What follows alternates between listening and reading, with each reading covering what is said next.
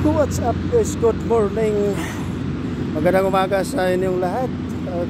Assalamualaikum sa ating mga kaibigan Muslim. Assalamualaikum warahmatullahi wabarakatuh. Ayan, panibagong araw, panibagong vlog na naman tayo ngayon guys. Araw ngayon ang Lunes, 24 ng August. Sana'y maganda ang gising ninyo ng umaga. Good morning sa Pilipinas. Oras sa Pilipinas karon alas 10:20.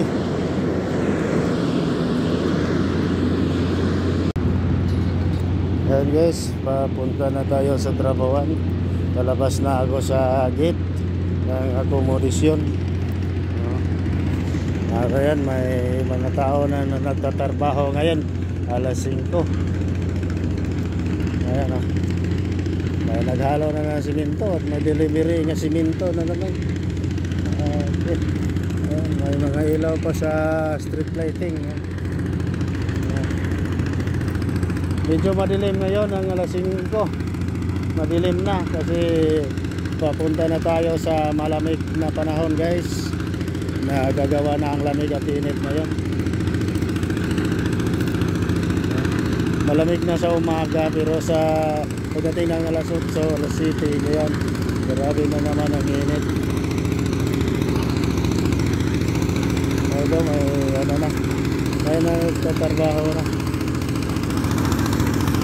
Kaya silang pumasok, alas 4:30 yan sila pumasok guys.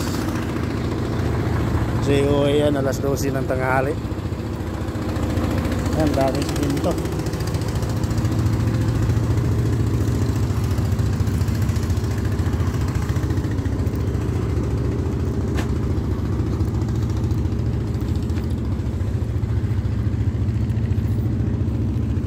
Andyan lang ang andyan lang ang project namin, mga ilang hakbang lang papunta galing sa akomodasyon. Ayan ang gate at tumaandar na ang train doon.